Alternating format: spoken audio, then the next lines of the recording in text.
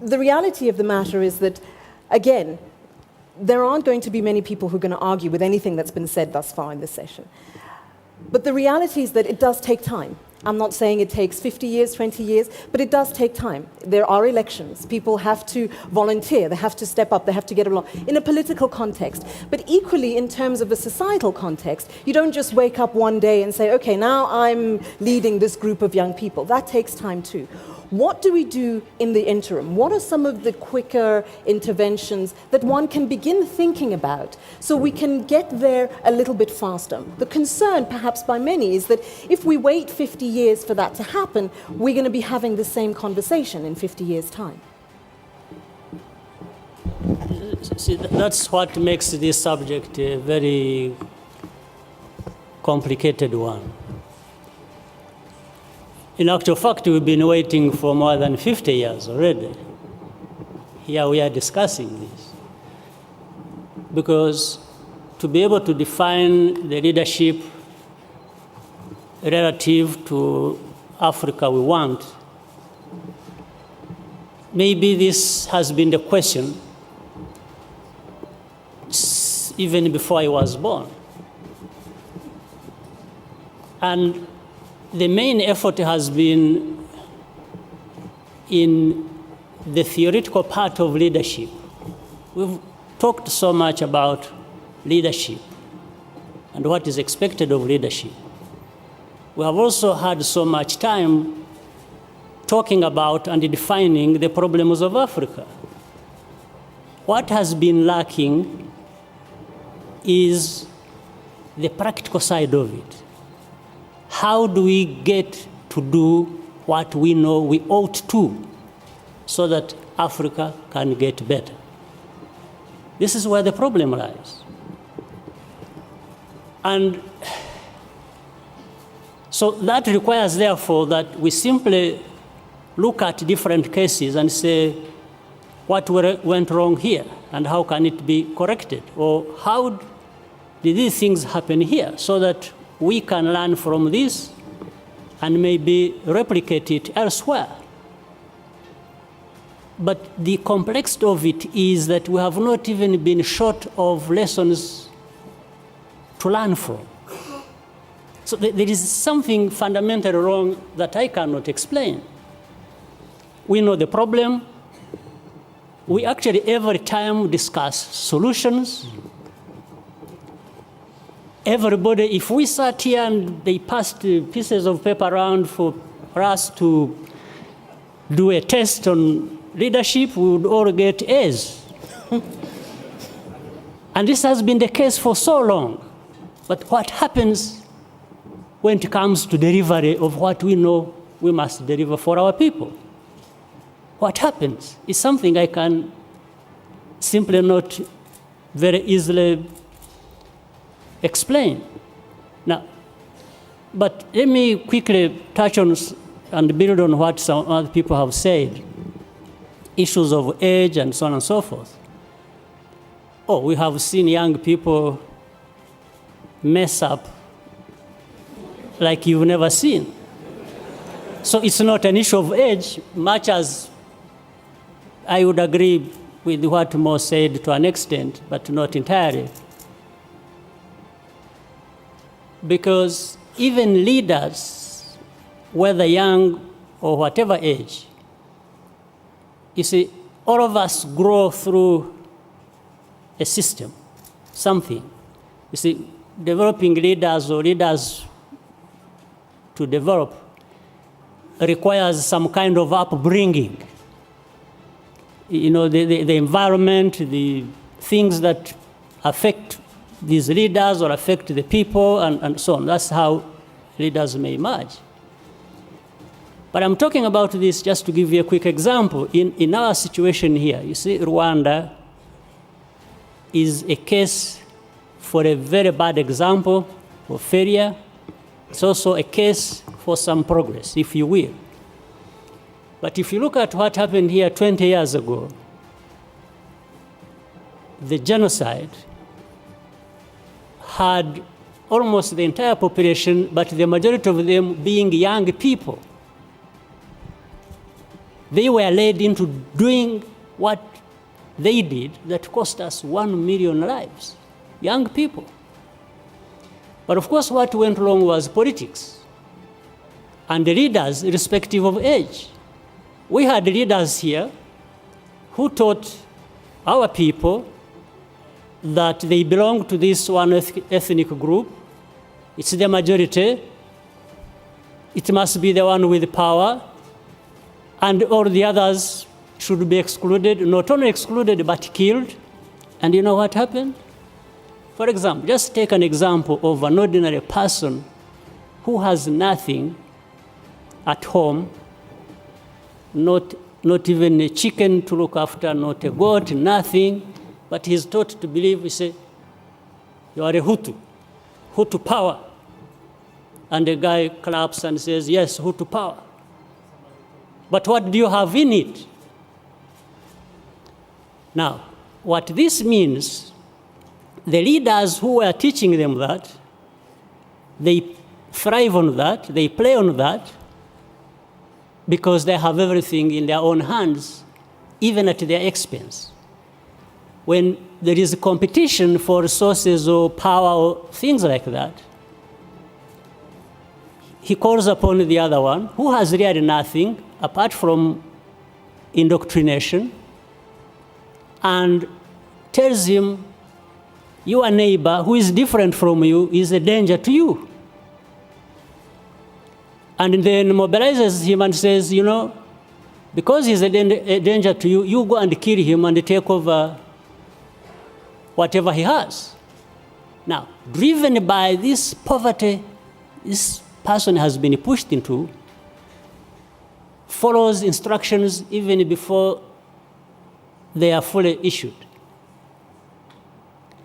Now, this is the leadership Africa, this is the leadership Rwanda has had for such a long time.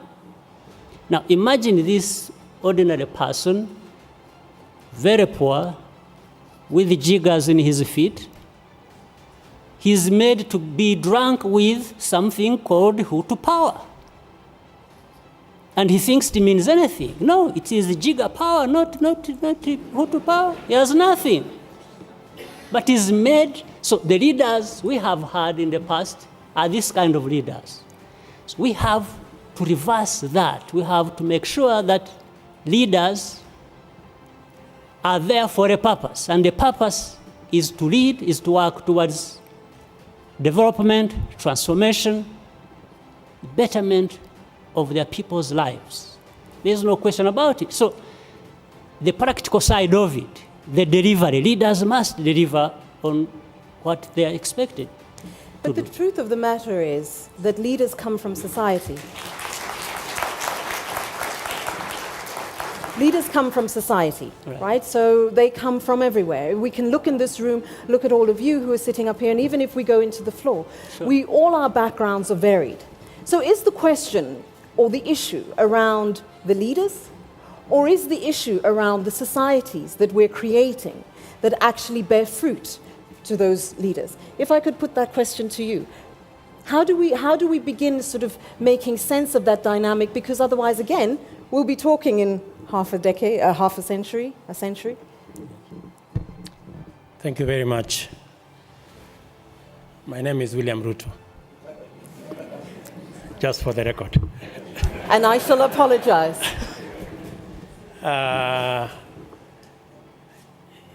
Let me pick up from where President Kagame left. And he couldn't have put it better by saying that the issue is not so much what the problem is or what the solutions are. The issue is we know the problem, and we have a good account of what the solution could possibly be. Standing between the problem and the solution is a critical entity called leaders. People who need to bridge to create a bridge between the problem and where we want to go, the present and the Africa that we want.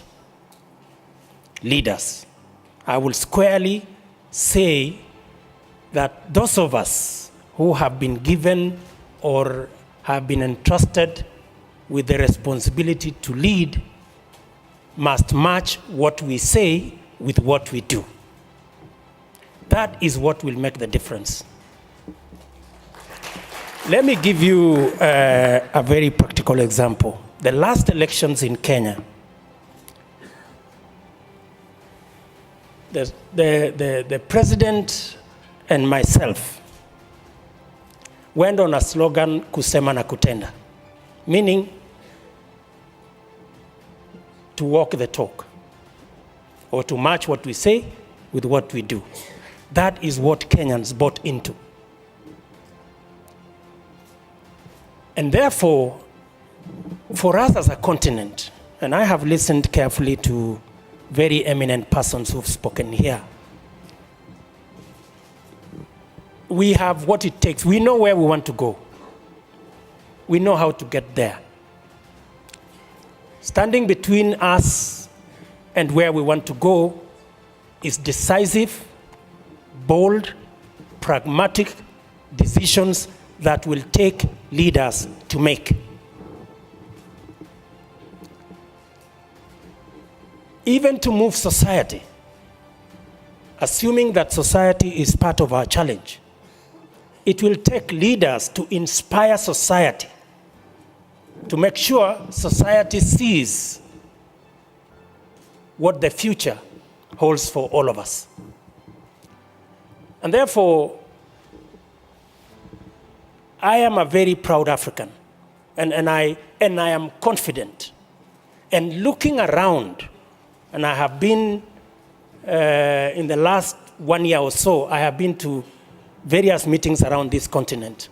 I see a lot of prepared African leaders, people who are prepared to make the critical decisions that will take us to the Africa we want.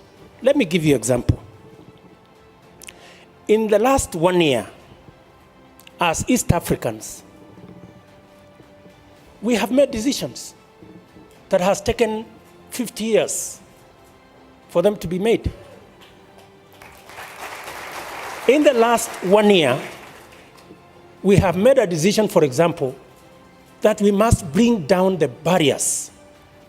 And instead of having borders that act as roadblocks, we should get borders that act as bridges. That is why I didn't need a passport to come from Kenya to Rwanda. I just needed my identification card. I mean, it would have been very difficult to make that decision in the face of all the challenges we have about security and all the rest of it. But on the balance of issues, the good that comes with eliminating the barriers that exist currently as borders far supersedes the negatives that would accompany that decision. That is why the leaders of East Africa made that decision. Let me give you another example. In the last 1 year, jointly with another 5 countries in the East African region, Rwanda included, we have launched the first ever standard gauge railway out of Mombasa to Kampala, to Kigali, to South Sudan. It was done last week. It has taken us 100 years. The railway we are using was built not last century. It was built the century before. Right? And yet, it is absolutely clear to all of us that by having a standard gauge railway, we can reduce the cost of transport by anything up to 70% and make the products that we produce much more competitive, open up markets for our products, and make sure that we create more integration, create more jobs, and create a prosperous region. That is the kind of decisions that need to be made so that we can take this country, this continent and this region to the next level. And I am confident, very confident, as a young leader in this continent, that we are going to make those decisions.